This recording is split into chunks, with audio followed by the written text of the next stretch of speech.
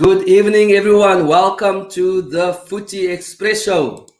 So we are live tonight on a Monday, and we're doing the recap of the EPL and the games that happened with West Ham, Arsenal, and also Everton. Welcome, guys. Welcome, lady and gentlemen. How's Welcome, it going, Linda. Nigel? Welcome, Thank Devon, you. for first time on the show, guys. We've got Devon D. Also, Devon D's also got his own show, guys. So please support Devon D TV. Is that correct, Devon? Yes, sir. Devy D TV. That's correct. Can you explain more about the show? What's the show about? Look, my show is not as diverse as yours. Of course, I have different fans on Chelsea, Tottenham, United, Liverpool. So it's fire. It's a whole lot of shouting and going on, a whole lot of banter, but it's similar to yours. But again, not as diverse as yours, but again, it's a whole lot of banter, fire, and that type of thing. So check it out. Yeah, guys, please support. Let's support each other on our shows and what we do in South Africa. I mean, there's a lot of shows out there all over the world, but let's support South Africa. That's what it's all about. So, Linda, it's your first time on the show. Yes. Welcome, Linda. Thank you. How are you doing? I'm okay. I'm also happy to meet your other guests. They seem nice. So, Linda, I hear you the first lady of the Everton Supporters Club. There are some ladies, but I was one of the first 5 founder members of the Everton Supporters Club in Cape Town, the Cape Town Toffees. Oh, okay. And that's 11 years ago. And I know Rodney, that's always on the show. He's the chairman, if I'm correct. Yes, and 3 other guys, Alton, yeah. But anyway, we were 5 when we started, and now we hundreds. I was so surprised. I was so young, and I didn't even know there were so many Everton supporters in Cape Town or in South Africa. And then I met Rodney on Facebook, and then we got together on the 7th of March, 2010, and that's how it started. Okay, that's nice. Very, very nice. I mean, the same happened to Chace. I mean, you can't be surprised actually if you support maybe Aston Villa. I'm sure there's a lot of Villa supporters out there. It's the same with Chace. I think you have the same story, Chace. Can you just tell us more about that again? No, definitely. Also, well, you're not a Big Four supporter. Big Four. You know, your fan mates are very few and far between. I had one other friend, I think he lived in Mossel Bay. That was the only other West Ham fan I thought there was. But just through wearing my West Ham colours out and about, people talk to you and people start having conversations. And I found out there was a West Ham supporters club 6 kilometers down the road. I'm in the northern suburbs, and in Bloberg, the Cape Town Hammers meet for every match day. And now there's like 20 odd of us, 30 on a good day, just flying the flag for the Hammers. So again, I thought I was alone, but we were found with people like-minded, and it's been amazing ever since. Yeah, no, Devon, obviously we support the same team. But Devon, look, we belong to the same supporters club. I mean, when I started supporting Arsenal, I also thought that I was the only Arsenal supporter. And that's nonsense. Look here, it was over how many years ago? I'm supporting Arsenal for 33 years. And I only found the supporters club. We weren't supporters club. We were also about 5 people with Warren van Schoor, and we started supporters club in Plumstead, which is now over how many thousands of people now. I mean, that's how the English Premiership grew in our country. I mean, look, there's many supporters out there, but there's a new generation that's coming up. I call them the no jersey generation. If you ask them which team you support, they say no City. I say, now where's your jersey? I don't have one. It's because Can I next just week say about that Arsenal supporters club, out of all the supporters clubs that I've met that we watch games with whenever we play, that was one of the most fun places to go for me. Was well done. Woo! that was so cool. I had it was years ago because I don't stay in Cape Town anymore, but back then I don't even remember. It was like 8-9 years ago. It was so cool. It was one of the best days. Now, I was trying to get Linda on the show for the last 2 weeks.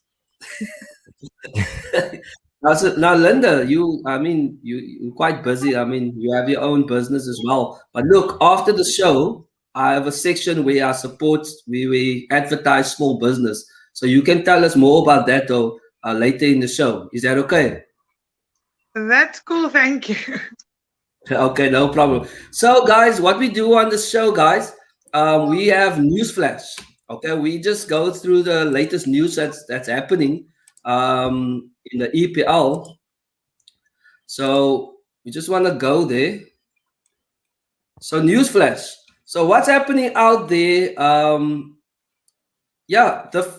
This is a South African player. If you guys know, we have a South African player, Kanye Lesabela, that plays for Leicester City. He made an appearance with the 5-0 win over, I think it was, Southampton. Sheffield. Did they play? Sheffield United. Just apologizing. They played against Sheffield and Leicester City won 5-0.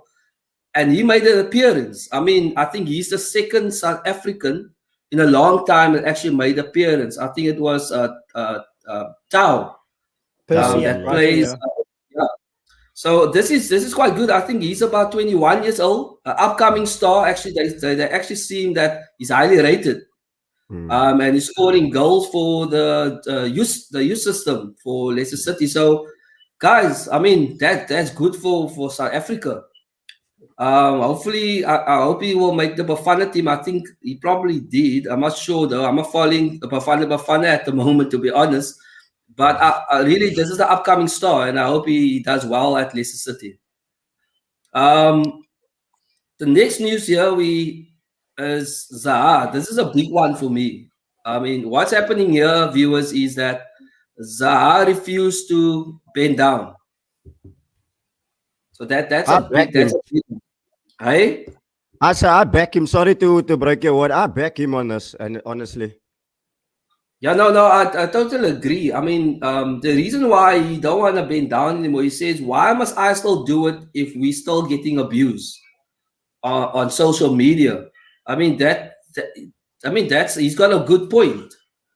Why do we have to bend down? I mean, I think it's a fight that's going to go on for a very long time when it comes to this, especially on social media. We had a discussion the last time, I think, Chace, we had a discussion on our show the last time about racism on social media. I think it's going to take a very long time. And the only way we're going to beat that if the companies, the social media companies do something about it and try to maybe arrest them or fine them and shame them.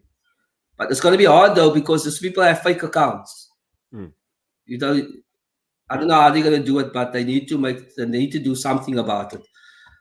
So the first game that happened, we're going to come to, I just want to click this off, guys. So we're going to do the log. Okay. Well, I see Chace is smiling. You just moved one place down, though. You're still going to make top 4, remember? I told you. You guys going to make top 4. No, I'm still happy with the log. Look, I might be stealing your thunder from a bit later, but right now, West Ham in the top 5. That's super to see. I don't think we're ready for Champions League nor Europa League. I believe Moyes does have a plan. Yeah, there's a log. Let's zoom into the top half, if you would, Nigel. Can you? No, as I was saying now, Moyes has a plan. This time last year, we were flirting with relegation, holding on to the Premier League for our dear lives. Now we're in the top 5. Look, Moyes has a plan. I think we're overachieving right now. The squad's too small for Europe, but it's lovely to see us in the top 5. I'm not going to complain. I'm enjoying the ride, but I think it's too much too soon now. But oh my goodness, it's lekker to see us up there. Yeah, no, the same with Everton, Linda. I mean, Everton is laying 6th place. I mean, they've been consistently laying in that position. It's like Arsenal, Devon. Consistently laying at 10. So You know, all the teams that's nothing Yes. new for Everton, though. I mean, again, it hasn't really been that consistent over the past few seasons, but back in the day, that's like where Everton was, 6 and 7, 6 and 7. And I'm talking about now when I first started supporting. And but compared to last year, this time, I'm so happy to see them there. It could have been a lot worse. And Linda, tell me quickly, when Everton were finishing 6th and 7th every year in a row, who was the manager again? The Messiah. The Messiah. David.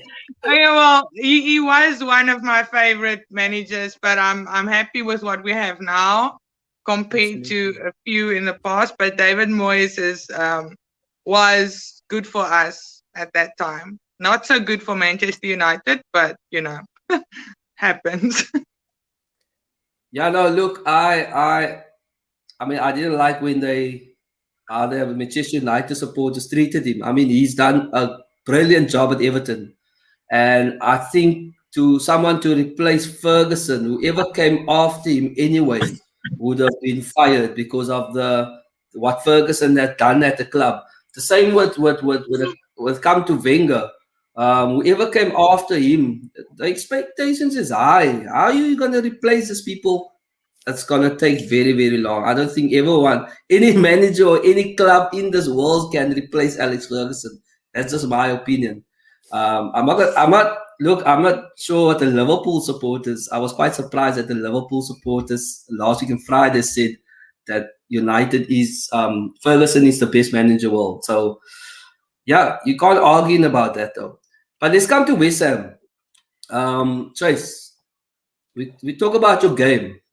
I watched this game and I felt it was the same like the FA Cup game that you guys played.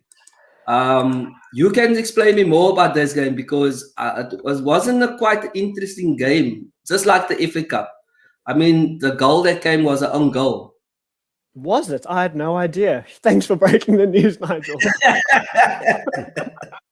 Yeah, we played them recently in the FA Cup, and I think McTominay scored in injury time. So it was a 0-0 draw, also away at Old Trafford, and McTominay got a very, very late goal. Sure, what could have been? It could have been a bit of a cup romance for us then, but it wasn't to be, and that's how the cookie crumbles. Yesterday, I'm a big Moyes fan, Nigel. I love Moyes. He's taken our club to great heights, and I support the man. And I can't wait until the owners extend his contract. However, if I had to be super critical and if I had any criticism for Moyes, it would be against the top clubs. And I say top clubs because it changes all the time. But against the big boys, Moyes is very conservative and, dare I say, rather cautious. And we set up shop very, very cautiously yesterday. And we sat back. I think we at one stage we had a back six. And we just sat back with our back six. Mikel Antonio was pitching a tent on the halfway line and just chilling there. And everyone else was just defending for that first half.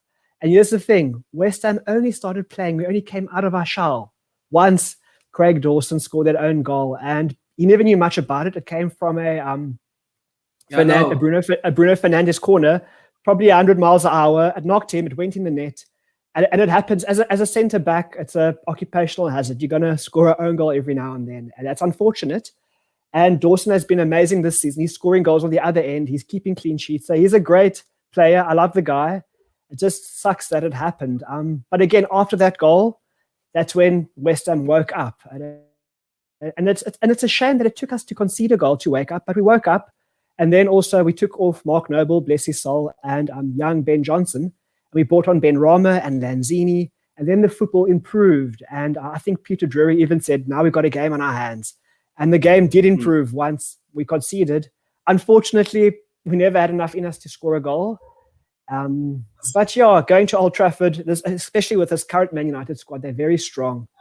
The log doesn't lie. They deserve where they are. And yeah, I never expected much. There's always a hope that you can steal a win or a draw. But to lose to our own goal in the manner that we did, I'm not angry. I'm not embarrassed. Yeah, I'm proud. I'm a happy hammer. Yeah, no,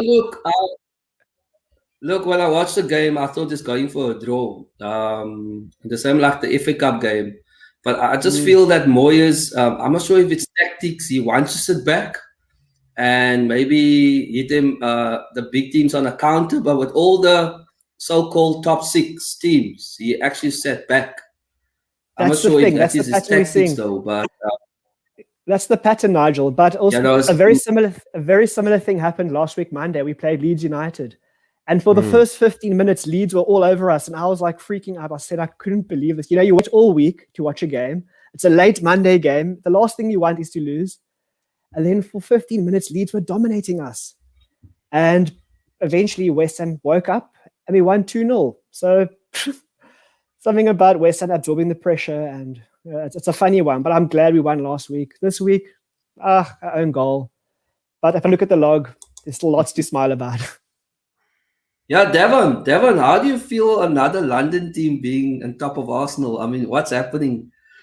Hey, brother, I mean... Hey, bro. Like we've been saying, the table doesn't lie. We've been horrendous. Firstly, I want to say massive credit to West Ham. Honestly, we've been awful for the last few seasons. What do you mean? Exactly. Leave the past in the past. Look, first and foremost, credit to West Ham. Like Chace, and I think Chace summed it up perfectly by saying they've overachieved, they're doing well. I mean, losing 1-0 at Old Trafford is not a bad result. I actually had a question for Chace, but he answered it as well. I was about to ask him, does he feel that in the fact that if he had started with Benrahma and Lanzini, does he feel he could have gotten something out of the game? Because Antonio had Man United on toast for me personally. I've never seen Wan-Bissaka look like that, besides the Leipzig game as well. But to answer your question... Sorry, Chace? No, you're right. Wan-Bissaka, Antonio is a beast. I don't know if you've seen Antonio. He rolls up his shorts and those muscles. I'd be so... If I was a defender and I saw those calf muscles and those leg muscles coming towards me, I would... That man's born like that, Opel. He's brilliant. Do you remember when he bumped one of those West Brom players and he just said, "Move from me"? Do you remember that game? Love it. I love it. He reminds me a lot of... Of? He reminds me of Adama Traore at Wolves, also built like a professional wrestler. Those two, world tag team champions, if you ask me. True. It's just that Antonio is end product. That's the difference for me. But Nige, to answer your question, the table doesn't lie. We are there for a reason. We've been horrendous. Everyone who's above us deserves to be above us. I just want to give a massive shout out to Linda as well. I look at Everton and I think to myself, look, you know, I'm not the biggest Arteta fan. I didn't want Arteta. Simply, I wanted Ancelotti. I feel that's Ancelotti. Another story on its own. That's another story for another day. This is only a 1-hour show, so I'll keep it short. Again, like I said, credit to Everton as well. I think for once, I'd like to see Everton and West Ham in the Europa League just to see and let us even spend time out of it. But look, Nige, what can I say about our season, man? It's horrendous. It was over for a while ago already, and everyone that's above us deserves to be above us. Let's be real. I know. But let's just go before we're gonna come to Arsenal. Let's just speak about Everton, Linda. I mean, I love Everton's squad, but don't feel ashamed though, because I mean, Arsenal drew against Burnley as well, and Burnley is one of these teams. You don't know what's going to happen because they can just turn up. I mean, but 2-1 at home. 2-1 at home against Burnley. Yeah, you know, you say it like that, but remember, I love my team with all of my heart, but their home games have not been what it could have been. I mean, the home games I was not impressed with, but our away games much better now, the last few games. But yeah, not to say not to discredit Burnley in any way, but Everton was not on top form. It was the guys were not playing like they were in a few games before, even the game before. So even though Burnley probably deserved the win, they were not that much greater. I am just disappointed in Everton's play on the day. Yeah, I really thought the beginning of the season, Burnley's going to be one of these teams that are going to be relegated. But geez, they have really turned it around. I mean, like I said, they're one of these teams that you don't know what's going to happen, and they're quite dangerous to play against. And I hope they can take more points off from the teams. They have a top of Arsenal. I hope they can take some points there. But you know, hey. Like for instance, the goals, right? The two Burnley goals were pretty average, or the first one at least. It was like a normal average goal. The second one a little bit better. But compare that to the one Everton goal. I mean, I loved it. I was like, that is such a great thing to see. And I'm biased, but if you look at it technically, I think Everton was just not on top form. It was not that Burnley was exceptionally great.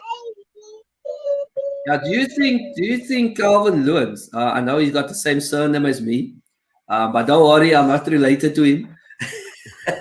Do you think Everton can keep hold of him though? He's becoming more of a top quality striker. I mean, he's getting older, he's getting experience. The City might need a striker next year, and apparently he's one of the players that is on their list to replace Aguero. Do you think you can keep hold of him though? I hope so, but you can't really compare a player like this season to the next. Like obviously we want to keep the best ones, but like you said, he's getting older as well. So if he's not going to have his loyalty and heart in the club, then I know people do this for money, but I mean, then it's not such a great loss in my eyes, in my personal opinion. But yeah, I hope he stays. But yeah, look, I'm gonna tell you one thing though. You got one of the richest guys in the world at Everton, Asimonov. He was at Arsenal. I mean, he's one of the richest guys in the world. He's also a billionaire, and he wants to invest in the club where you couldn't do it at Arsenal. I mean, West Ham, if I check on West Ham Chace, I mean, you guys got a beautiful stadium and all the teams are getting bigger. They're getting more fans. Don't think, Chace, that West Ham is a small club. They're not. They're a huge club. They're a huge club. Maybe you don't have enough trophies like the others, maybe the so-called top six. But if you guys check the so-called top six, the teams below them are catching up. I mean, Leicester City done it. Man City done it. Man City was a club. Man City had a nudge in the right direction with very, very deep pockets. Yeah, look. I mean, everyone remembers Man City. They were relegated 11 times in their history. That's before. And they played at the old main road. You see. So all those teams are getting bigger, they're getting stronger, there's investments coming in with these billionaires buying clubs. Unfortunately, Devon, Arsenal, what do you think about the owner though? Do you think it's the owner's the issue? Look, Nige, there's three fundamentals. I've always maintained that what is wrong with the football club. So I'll start with number one, the owner. And the issue is, you and I both know Stan doesn't like to spend, but Stan doesn't know anything about football. In fact, he lets his son run the club now and then. He only sees Arsenal as a cash cow because that's why he's always in America. He's built a new stadium in America. Then I'll come on to, as an owner, Arsenal is a big football club. Look at who you're employing in senior positions. We have three top positions, all occupied by novices, if I could put it that way. In Vinay, Edu, and Oteta. So that already stretches down. The four of us here, Linda has her own business. I want to ask Linda a question. If she needs somebody to take over the reins of her business, is she going to employ an inexperienced person, or is she going to employ someone that is experienced? I'd like an answer, Linda. Obviously experience. My business is not exactly the same thing, but yeah, you want someone, even if it's not so much experience, someone who's coachable, not someone who is inexperienced and doesn't want to be taught anything at all. Exactly. 100%. So Now- therein lies the problem already, Nige. And then I don't even want to come on to the players, and I want to come on to the coach, because we're going to need another show for that. So there you have my answer, my brother. Look at West Ham. Chace, I just Googled it. David Sullivan. He's only worth 1.2 billion. Where we have Only. Everton's if I'm correct, that's what Google says. He's worth 1.2 billion. You get Everton's owners, which is 2. Asamoah is worth 15 billion. And then we have Arsenal. Kroenke is worth about between 10 and 15 billion. But why is West Ham doing so so well, and the players that you guys get, and you guys, I can't say that you guys are I can say cheap to spend money. Well, West Ham's, Nige, if we had this conversation this time last year, it'd be a completely different outcome. Yeah, I think when the owners, amongst the fans, the West Ham owners, they aren't the favorites. Personally, I'm happy with how the table is right now, so I'm giving them some grace for now. But the West Ham owners are very unpopular amongst the fans, and reasons for this. If you just look at the past regime, under Pellegrini, we bought Sebastian Haller, which broke the club's bank. And before that, we bought Felipe Anderson, another player which broke the club's bank. Now, it's all well and great that they're spending money and they're putting their money where their mouth is. However, these players did not adapt to the Premier League. They were awful. Yeah. They were all talk and no action. And again, it's throwing big money on Pellegrini because it worked at Man City, because he had success in Spain and international success. But at West Ham, it just never clicked. And the same happened for his 2 big signings, being Haller and Anderson. Here's the funny thing. Get rid of Pellegrini, bring in Moyes. Now, there's 2 signings, Haller and Anderson. They aren't working under Moyes. Why? Because Moyes is a workhorse and he demands graft from the players, not show ponies. Yeah. We sold Haller to Ajax, and I believe Anderson is on loan at Porto. I think he played 6 matches so far, no goals, can't even get into the Champions League or anything. It's sad though, because he did quite all right at Lazio, but he's just not cutting it. Now, this brings me to present day. And to answer your question, sorry, I had to give some backstory there. But Moyes, he gets the club. He's hardworking, and the players he's bought in. We've got those 2 Czech beauties in Sushak and Sufal. Nobody knew who they were before they came to West Ham. But I promise you, everyone would welcome them into their squads. Sushak in the midfield next to Declan Rice, and then on the right back, we've got Sufal, amazing players.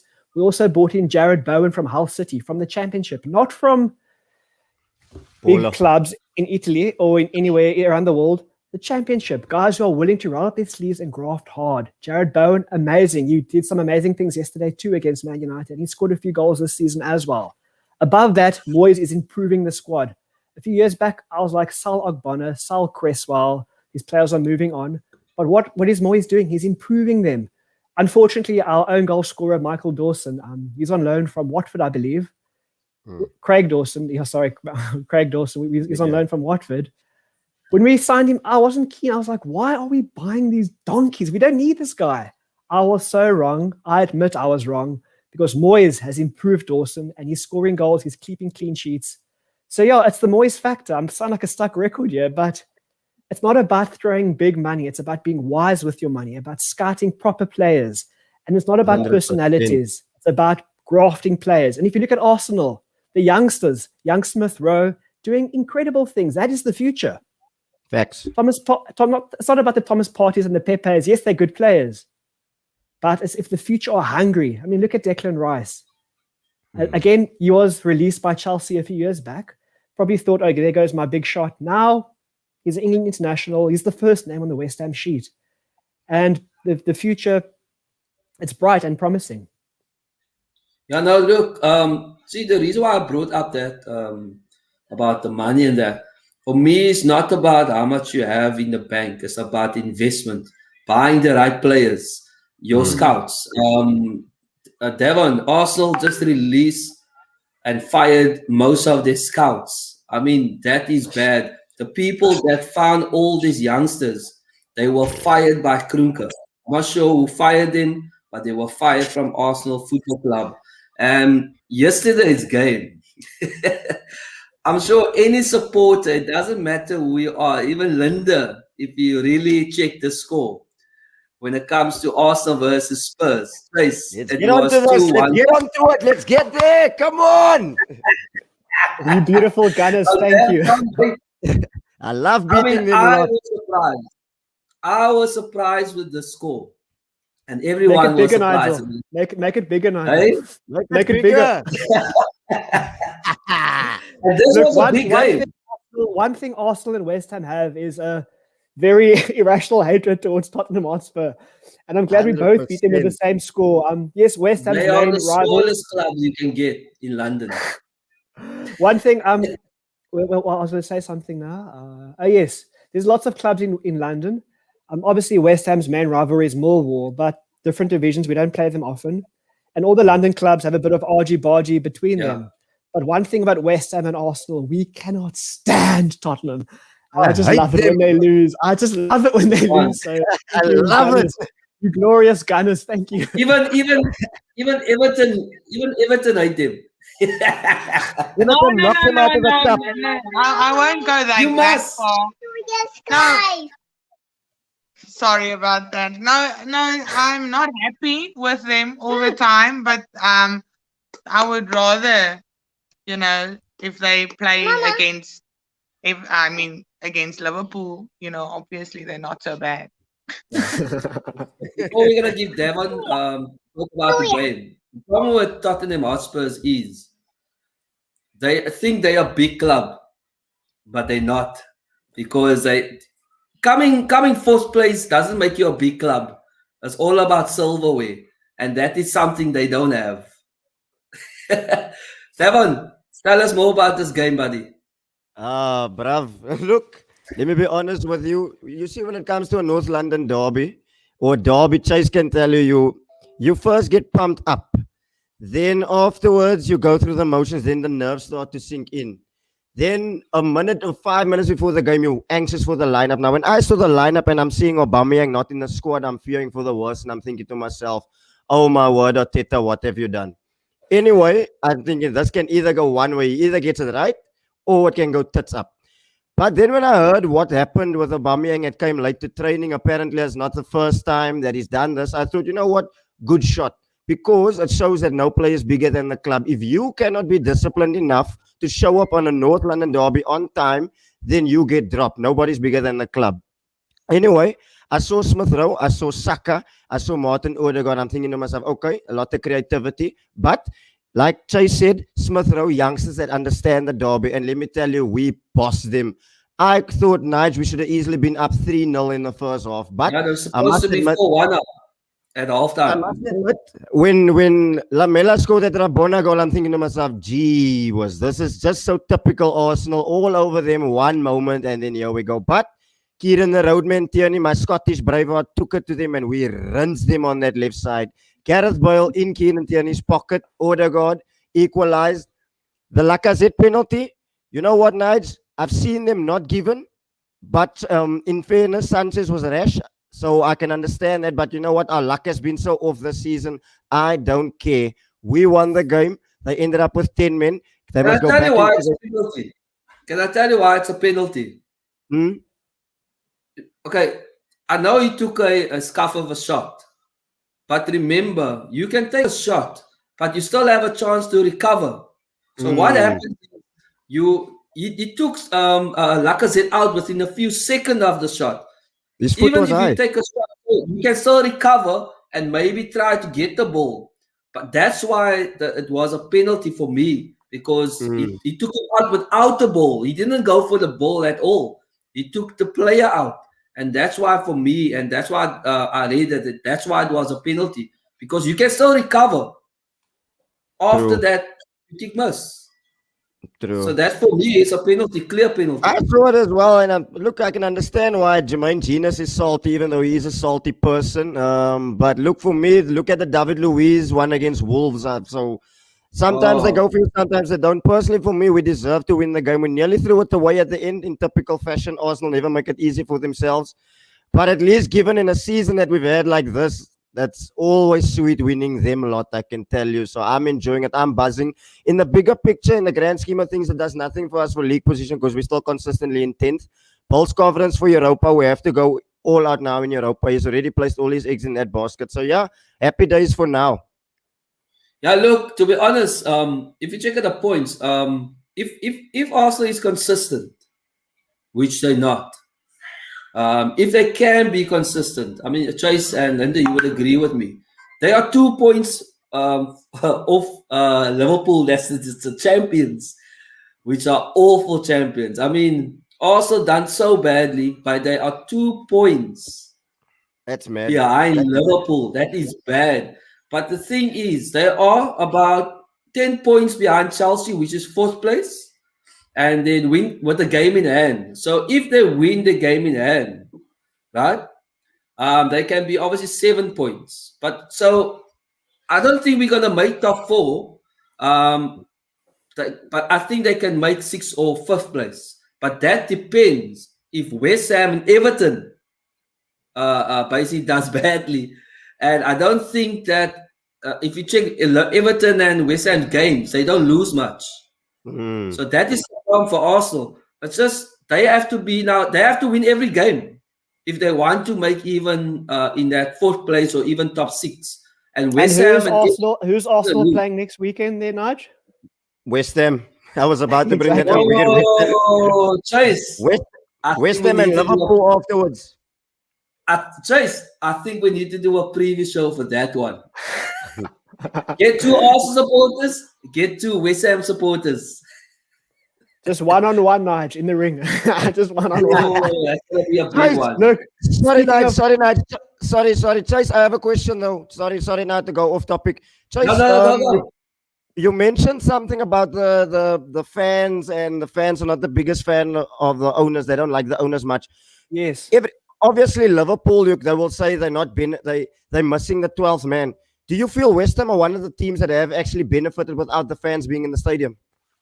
That's a funny one, and it's a very good point you got there, Dev. I think yes, because as you know, being a fellow London club supporter, London fans are next level mental. They are very passionate, and whatever you think about a London club, the West Ham fans are a million times more passionate. They are very vocal. They are very passionate, and they have to be even more vocal now because we've got a freaking running track around the field, around the pitch. They have to shout even louder now. But here's the thing: often West Ham would concede early, and then the fans would not turn on the club, but they get anxious. They get they start getting worried, and I think they might be vocal. And many times, West Ham, the fans have booed the players off at halftime. And I think psychologically for the players, yes, they're millionaires, yes, they're earning big money. Nobody wants to be booed, no matter what you do. 100%. It's not nice. Yeah, no. So I think lack of fans has kind of, yes, I miss it. I want the fans back because this would really give them something to sing about and to smile and laugh about. But I think we kind of have benefited from no fans. And that also works home and away because technically there is no more home and away anymore. There's no more Coppell. There's no more, your away fans at St. James's Park for Newcastle in the top corners. That doesn't exist anymore. So it feels like a neutral ground every game. But look here. This might be a London thing though, because if you check all the supporters of all the London teams, they like to boo their players. I mean, I've never seen it at Liverpool. I've never seen it at Manchester United, even though they had quite bad managers before Ole Gunnar Solskjaer. But it's only the London teams. Arsenal, I mean, okay, look, you understand. Arsenal didn't win the league now for over how many years? Chelsea. Yeah, I didn't actually want you to say, but yeah. Louder. But look, all the London teams, they like to boo their managers and the players. It seems like all the London teams are impatient with the managers. I wouldn't say, Nigel, I wouldn't say they like to. Nobody likes to boo. It's a. But they keep doing it every season. Yes, I think we're just very passionate fans and working class, hard people. You don't want to. You spend your money, in a factory doing some job. Who knows what?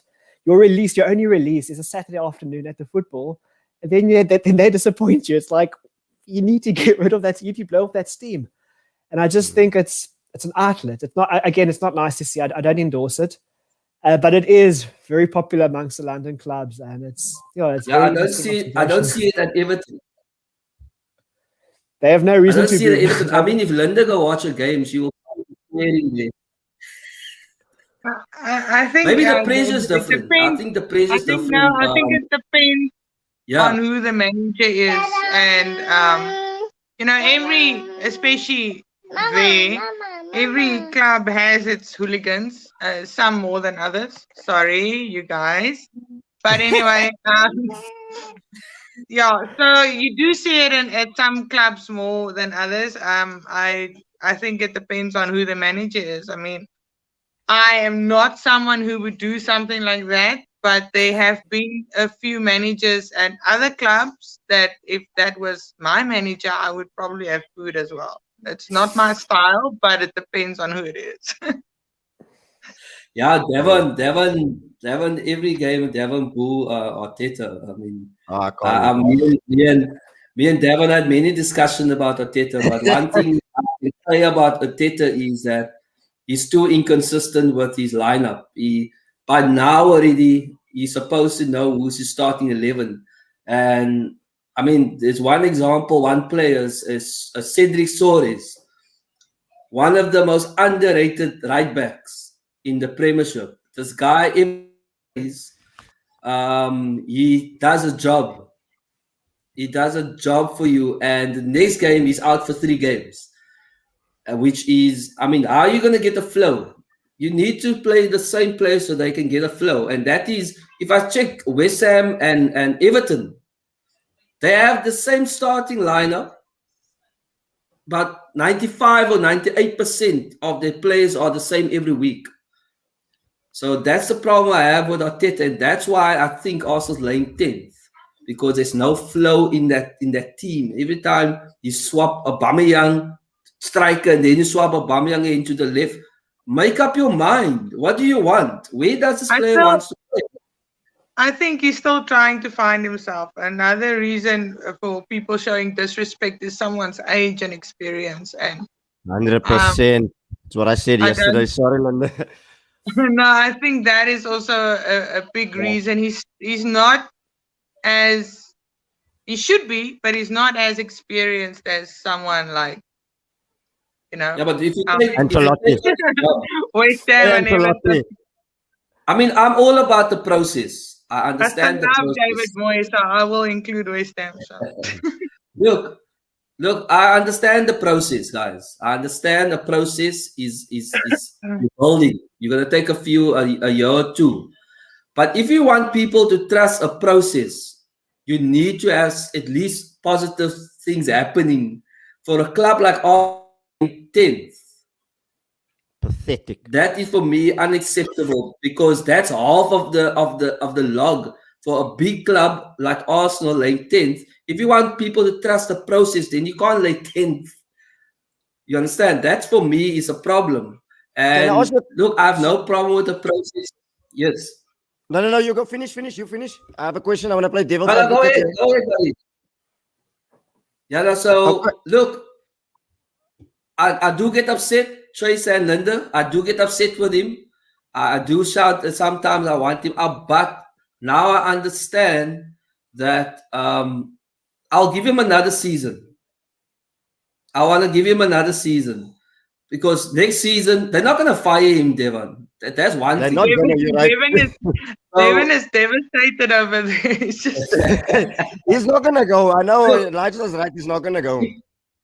if he's But gonna not stay happy. 10th next season, then this time, even if it's 5 games in, Chace, even if it's 5, 6, 7 games in, and there's no improvement, then I think nothing is gonna get right for Arteta. That's just my opinion.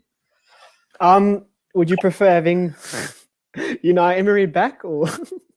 No, No. whoa, I'm not a No, I don't have time. No, I don't want the guy saying good evening, good evening, and it's good afternoon. Give me a leggy. Nigel, I want to ask you a question. Sorry, I know I keep Yes. interjecting. You say you're trusting a process is going to take a while. Look at where Aston Villa were last year. They were 1 point above the relegation zone. Look where they are now. Yeah, Think I about think it. Sorry? Yeah, Do you hear me, no, Nigel? I just break it up a bit though. Can you hear Okay. me? Can I ask the question again? Go ahead. Okay, you say you trust the process. It's going to take a while. You look at where Aston Villa were last year. They were 1 point above the relegation zone. They are now above us. You look at West Ham, and I mean that's in no disrespectful way, Chace, but I mean, honestly, West Ham have a net spend of something like 5 million this year. On paper, their squad isn't better than us, but I mean, look at them. They're streets ahead of us. You look at Everton. Look where Everton are. It's no coincidence that they're there because of their manager and they're above us. The question that I want to ask you is, how long do you trust your process? Because once you stagnate, you're going backwards. So now, like you said, there's other clubs that's going to overtake us again. So at what point do you think to pull the plug? Compared to Chelsea, when saw what wasn't working with Lampard, they sacked him, they brought in Tuchel, and now they've got experience it, and look where they are going. Yeah, look, no, I totally agree with you 100%. I totally agree with you 100%.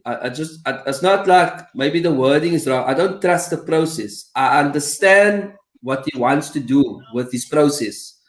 But what I'm saying is, if you want people to trust his process, you need to have results. If we 100%. maybe came 5th place, if we maybe were just maybe 6th or 5th place, I would understand, because that's an improvement of last season. But laying 10th, you're putting doubts in Arsenal supporters' mind, checking, okay, wait, just hold on. We're not even moving out of 10th. It's been 2 months now. That's what I'm saying. I'll give him another season. The start of a season, he must improve the team, because then he has no excuse. Because if he's going to spend more players, bringing 1 or 2 players in depends. Because remember when Unai Emery was at the club, right? He had his players, right? He bought his players. He came 5th. He almost made even top 4. I think it was 1 point, if I'm correct. 1 point behind the team that was 4th place. And he came in the Europa League final. Unfortunately, Arsenal threw it away in the second half, but let's not go there. But what I'm saying is he improved the team, Unai Emery. But he didn't do he done not very bad, but I mean, he was 8th place when he was fired. Now we lay 10th.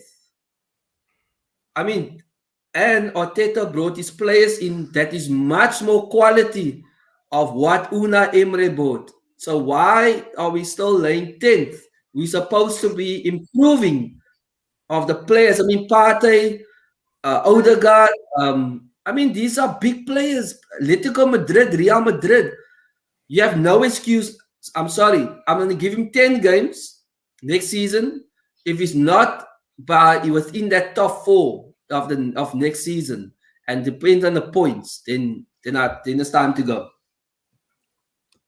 Look, I think with every squad and with every manager, again, it's just to echo what I said earlier about West Ham. We had Manuel Pellegrini players, which was Ale and Anderson. They weren't performing. Moyes got rid of them. Basically, we shipped the dead wood. And I believe Arsenal need to ship the dead wood, get rid of the players which aren't contributing. Clearly, the youngsters are, I'm not saying have a completely youthful team, have some experience, but get rid of the players which are not Arteta's players. Let him build his own thing, because he's not an idiot. He was literally sitting in the same room with Pep Guardiola for so many years. He's not a fool, but he needs to be supported for his own players. Those who are from the previous generation or from previous managers, they need to move on. And I think the optimistic approach for Arsenal would be trusting Arteta and letting him manage the squad, which we all know he can build. I mean, just look at the youngsters again. There is promise there. And I think 10 games might be a bit rash. But yeah, I think he has something to him. And time. I mean, look at Fergie. He never got trophies the first few matches when he joined United in '86, I think, from Aberdeen. So great things do take time. But unfortunately, time and football don't go together in this world. Everybody wants instant success. And that's just the world we're living in right now.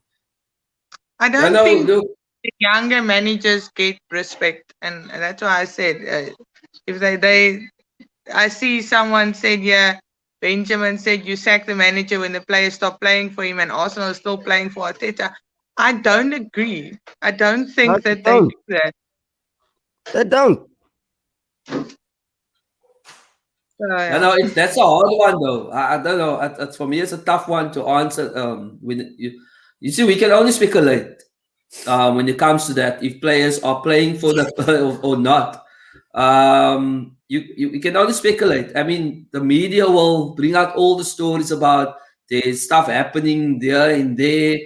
This player is doing what. But one thing I can say about Arteta is winning the London derby yesterday. That was a big thing for me. And if players can show what they done yesterday and win Spurs, I will give them an extra 5 games. And I mean, guys, look, there's not a lot of managers that has balls. I'm sorry to say, to use that word.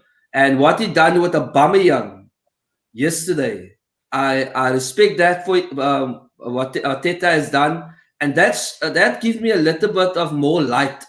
Okay, let me give him a chance. You know, and the only problem I have is you need to choose the consistent lineup. I mean, but look, like I ask Chace all the time, we're gonna predict where the team's gonna lay. So we're gonna start with Linda. Where do you think Everton's going to end up the end of the season? I hate answering those questions. Obviously, you know, my hopes are high, but they will probably still be 5th or 6th. But obviously, I would love them to do better and win every game from now on. But I suspect not much change. Unfortunately. Linda, can I ask you a question? Sorry, I know I keep interjecting. What would constitute a successful season for you for Everton? You're still in the cup, though. If you asked me in the beginning of the season, I would have said obviously a win. But at this stage, successful would at least be top 4. Okay. Maybe a cup run, maybe winning the Carling Cup.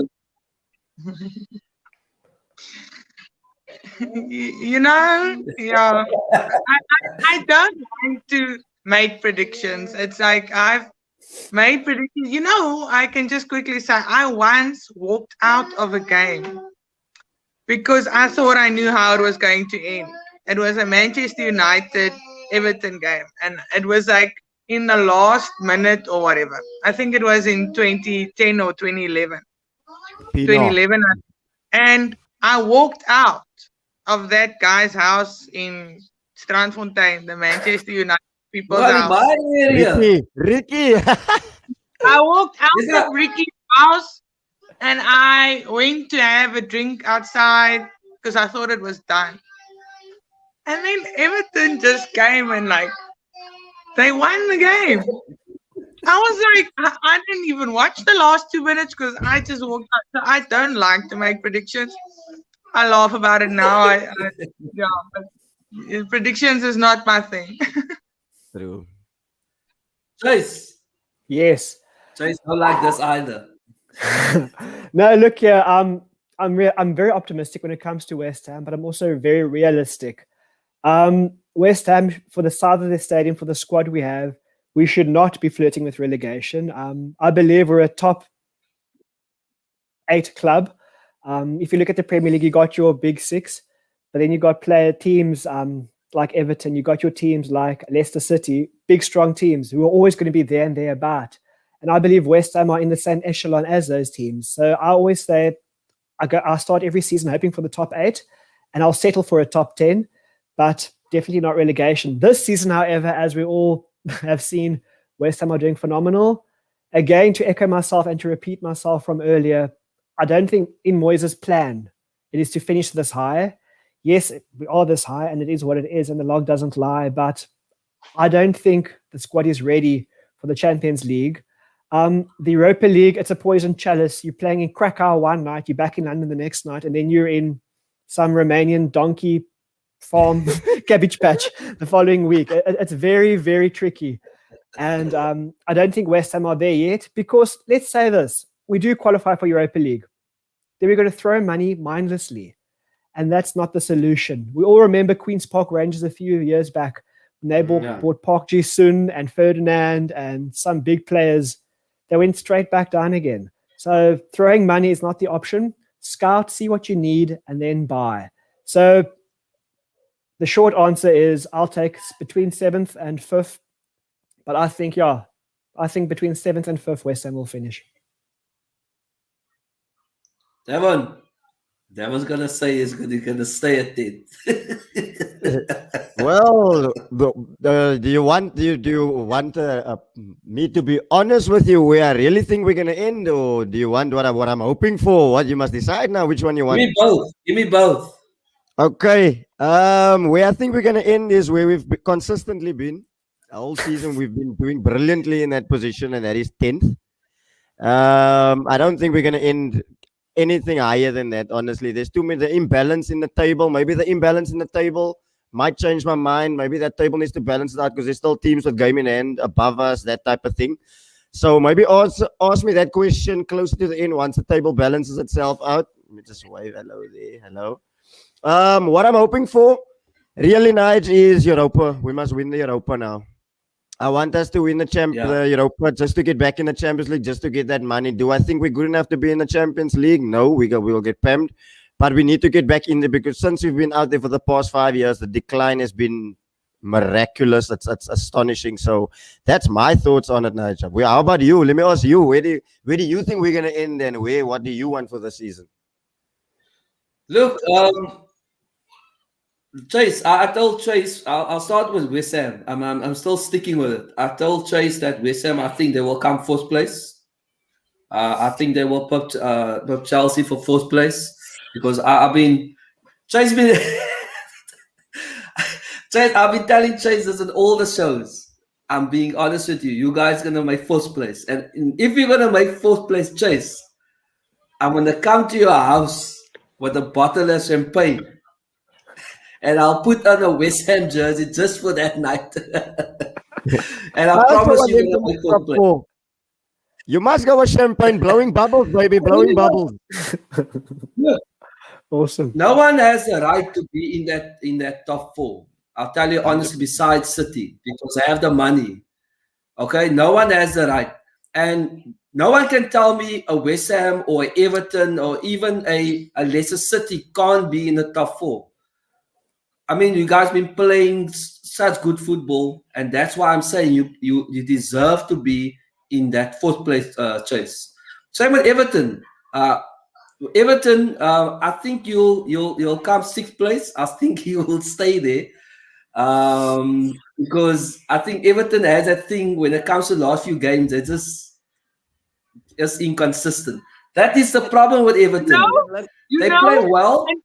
You know what? Actually, the first half of the season actually goes pretty well. And I'm surprised by the amount of away games that was played now, and they didn't lose, except now in Chelsea, and whatever. But anyway, so I was very surprised, because this part of the year is normally where they fall off the bandwagon. So in the beginning of the season, it always looks good, but this season has been a little bit different.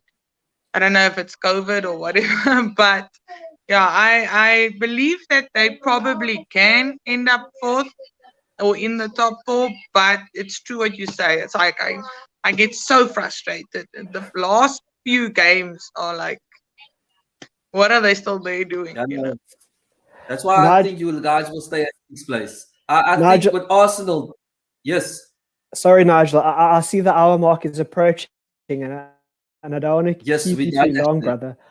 But yes, we're all talking about our clubs, which is natural. But I think two big things that we should be focusing on is Chris Wilder at Sheffield United getting by mutual consent leaving his position. He did a great job at Sheffield United, brought him up a couple of promotions. And it's sad to see. I mean, look at them last year, the Blades last season. They were the surprise package of everyone. No one expected them to do what they did. And now the man's out of a job. So that's one thing. And another thing is Scotty Parker at Fulham. Yes, they played Man City this weekend, and that's a free hit ultimately. But Fulham at one stage, absolutely. And I love Scotty Parker. He was 3-time Ham of the Year. But what I'm getting at, Nigel, is everyone wrote off Fulham at the start of the season, and they are slowly but surely racking up the points. And the bottom of the table, yes, we're all pretty comfortably in the top 10. Some of us just in the top 10, but we're all pretty comfortable. But at the lower end, Fulham are getting those points. And I think teams like Brighton, teams like Newcastle need to be watching their back, because Fulham are up to something. And they'd be foolish to write them off.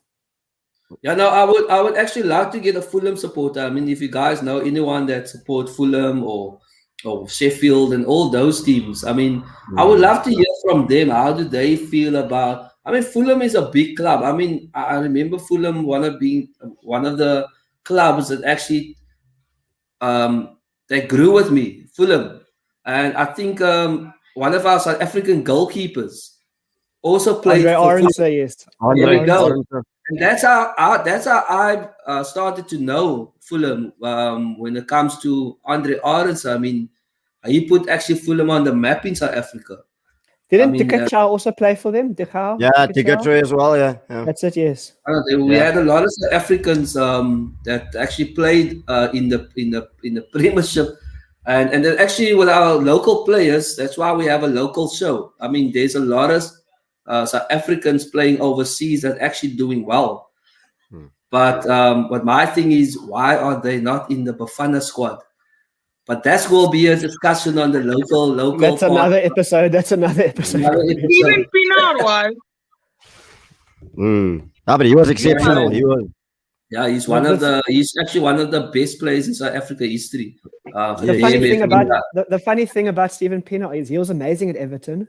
Then he went to Spurs and it never worked out at all. And he went back to Spurs. He's surrounded with shit, so obviously.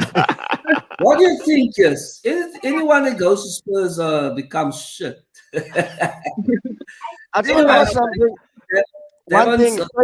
Yes. Chace, I want to ask to the three of you. Chace, you mentioned Chris Wilder. Now, he got fired because he didn't like the fact that there was a director of football coming in, dictating to him recruitment, obviously because of the whole Ryan Brewster thing. He was the one that signed Brewster for 25 million, even though Brewster hasn't played a game. I just want to know from the three of you, what are your thoughts on a director footballer role in a club? Do you think it's needed? Or if not, because Nigel Wenger was again cocky in the sense of saying, what is the director of football? What does he do? Does he direct traffic? United again hired the director of football, but it's Darren Fletcher again on the other side. So what I just want to know your thoughts and opinions on that. Okay, great. I'm glad you asked, Dev, because I believe if your manager is a football person, the buck should stop with him.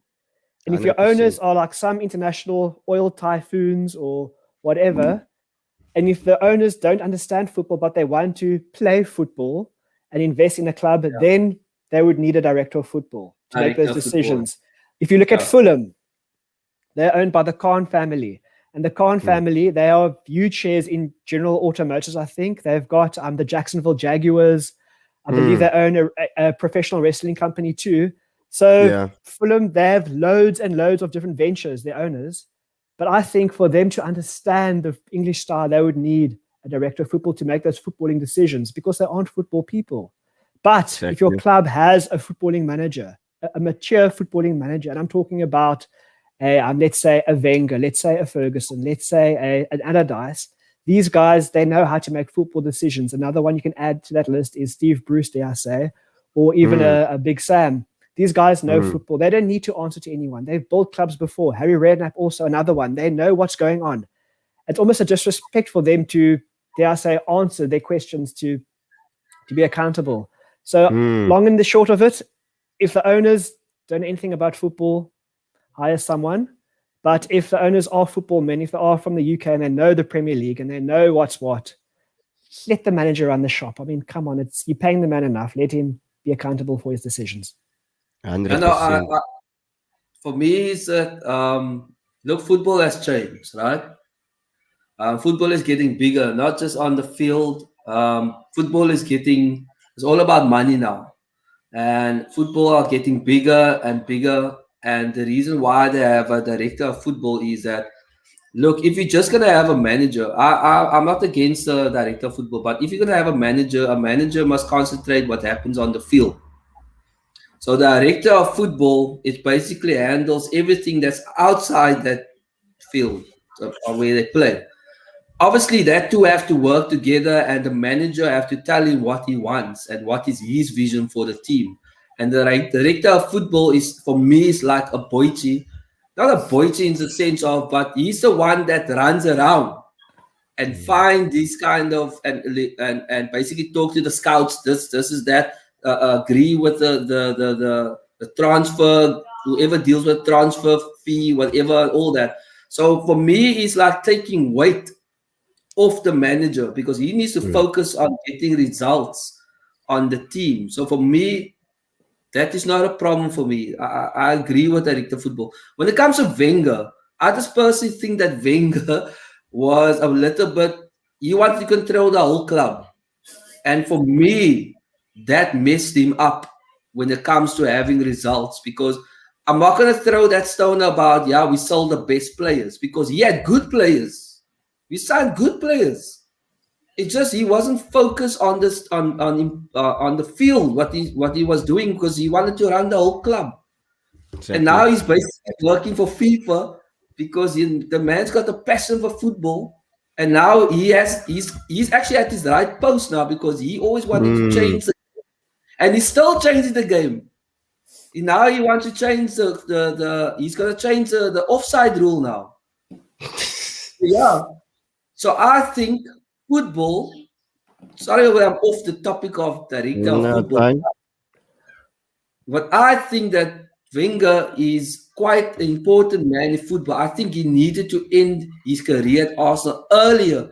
Maybe football would have been much more better than what we have at VAR. I think he's the man. Everyone knew that he changed the English Premiership, but if he maybe left Arsenal 10 years ago, I think football would have been much more better what it is now, because now it's awful. Are you in favor of VAR though?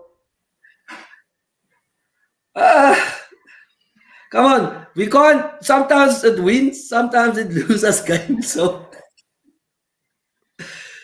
that's another topic. I'm gonna have a show when it comes to VAR, and I'm gonna have the people on the show. I'm gonna have Sean. Sean is a Liverpool supporter. He hates VAR, and I'm gonna have all the people. Don't bring me on. I'll be banging my head against the wall. I don't want to participate in that one. Don't bring me on. You're gonna get. I'm nice tonight. You're gonna see the ugly side of me that night. Please don't get me on that one. Yeah, for me with VAR, VAR, it gets out of hand when they literally are zooming in, drawing lines. That's when they lose the plot completely. It's make it more realistic, like an elbow or a shoulder. But if they're drawing inches or centimeters, it's silly. I think they're using Excel and Word. But anyway, guys, thank you very much for being on the show. But before we end off, we normally have a thing where we bring all the small businesses, we advertise them on the show. So the first one we're gonna have is Craig Bucas. He's the Spurs supporter that's always on our show. This is their real estate business. That's his beautiful wife there, Natasha Bucas. Guys, if you want to buy a house, If you want to sell your house, please call Natasha Bukers. They are quite good, quite friendly, very, very good service. Then we're going to have Sebastian. He's also always on the show. He's a United supporter. He sell the thermometers, masks, and gloves for the COVID. So please, viewers, please wear your masks at all times. I know it's not always easy when it comes to the breathing, but yeah. I saw people in restaurants trying to eat with the mask on. I mean, it's the most funniest thing, but why? We have, even Steve. Even Steve is our biggest business that we always advertise, which are going to sponsor us for our course competition for next month. I mean, thank you very much, even Steve. Course competition is coming out soon, guys. I hope everyone who wants to enter. It's going to be lovely, lovely prizes. But Linda, if you don't have any cash to do your hair, you can pay with your RCS card, and you can pay it off for 24 months, whatever you want. 12 months, whatever, 6 months. You can use your RCS card at Even Steve. We got KDLW, another guy that's on our show as well. He's a Liverpool supporter. It's Rian. It was on Friday. He does logos. Chace, if you guys have a t-shirt brand, any design, he creates logos for your business, stickers, logos for the t-shirts, everything. So Rian, did you say he's a Liverpool fan then, Nige? Unfortunately, yes. So do you think if we paid him enough, he'll make a Liverpool Sucks t-shirt? You can call it and do it that, yes. Okay, so we have Bloom Skin and Beauty. Devon, if you need a liquor massage there, buddy, you can contact Bloom Skin and Beauty. Sometimes we feel stress every week. Yeah, no, I think I'm gonna go the end of the season when we still late. I'm gonna go for a 2-hour massage. Yeah, we can go together. Yeah, no. Okay, guys. Yeah, that's about all. Thank you very much, guys, for being on the show. I really appreciate it. Devon D, well done for your show, buddy. I always watch it. It's always a pleasure to watch support other people with the adventures and stuff. And let South Africa grow. 100%, let's support the South Africans. I echo the exact same. Yeah. Sorry to break your word. I say I echo the exact same, my brother. I love what you're doing. I love your show. Sometimes I don't get time to tune in live, but I always make it a point to tune in the next day and slap a like on the video. And whoever's watching this video must slap a like, subscribe to the thing now. But respect, my brother. Thank you, man. Yeah, no, I'm gonna come support Chace. If Nigel, it's open, Nigel, thanks for having me today. Great chatting again. Linda and Devon, lovely to meet the two of you, and I look forward to chatting football with you guys again. Thank you. Yeah, thank you, Nigel, for choosing these two guys. I was so scared, but okay.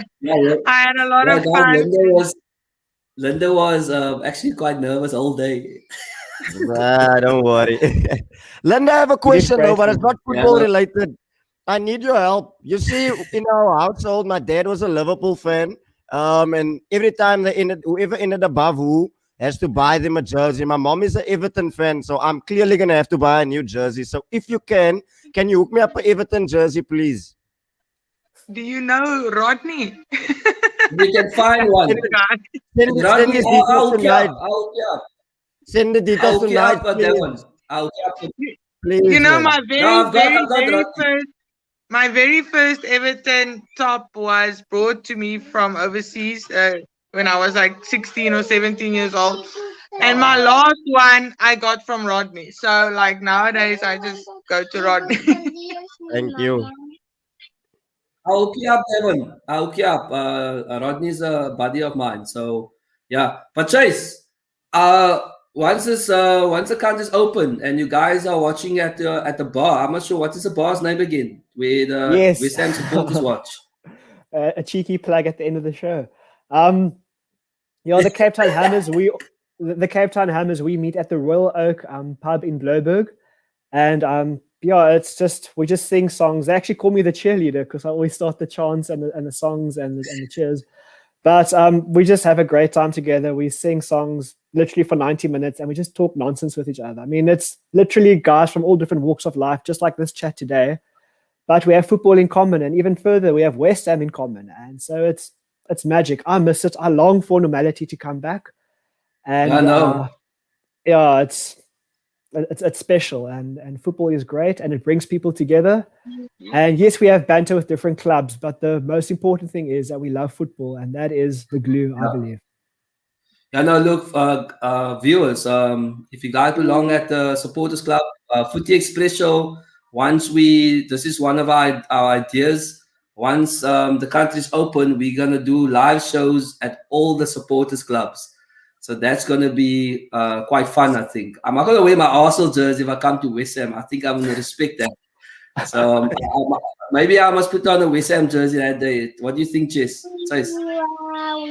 Oh, don't be ashamed of your colors. Don't hide your lamp under a bush. You must wear your team colors. Represent. That is one Okay, thing guys, I thank miss you very about much. Cape Town and staying in the Western Cape is I don't think I'm gonna find anyone here in Mpumalanga. So you're in Mpumalanga? I at the moved moment? end of July last year. So I think it's gonna take me some time to find new people. But that's one thing I miss about Cape Town. Yeah, no, look, if you come visit in Cape Town, I mean, let me know. I mean, yeah, I'm sure that Rodney will also basically let me know when you come in Cape Town. But look, guys, thank you very much. It was a lovely show. Like always, it's nice to chat about football and the passion that everyone has. That's why we created this platform. Created that platform. There's so many people out there that wants to express themselves about the teams they love. Remember, guys, Footy Express Show is all about local as well. We're going to have Wednesday, hopefully, we're going to have the upcoming star in women's football, a 17-year-old football player that is keeper for South Africa. So I will confirm that by tomorrow. So that's going to be a big one on Wednesday for our local focus. I would, we would love to hear about all the platforms of football. And South Africa itself has so much talent in our communities. It's just when they need the support. So football, another news out there before we end, SAFA had also approved amateur football as well. So all leagues will be basically starting in May. Teams already practicing, so that is exciting. I mean, everyone it's exciting times in amateur football. So if you do support amateur football, guys, your local club. I mean, I play for Tramway Football Club in Southfield. It's exciting times out there for amateur football. So, guys, go support your local clubs. Don't just watch the English Premiership. We all love our Arsenal and West Ham and Everton and Chelsea, but please support local. I stress. Please support your local amateur teams. Go watch a game. Chace, go watch a game there in your area. Go watch Tramway. My local derby is Botsig Edgemead, so that's always a fiery occasion. Oh, that's a game. That is a game, my man. Oh. I'm gonna see you. I'm gonna watch out for that fixture. Tramway versus Edgemead. Thanks, guys. It was great chatting today. Thanks, man. Thank you. Thank you. Good to meet you guys. Evening. Thank you, D, Linda, Chace. Bye. Bye-bye.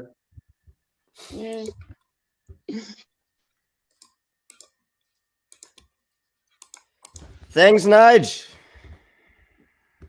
Thanks, buddy.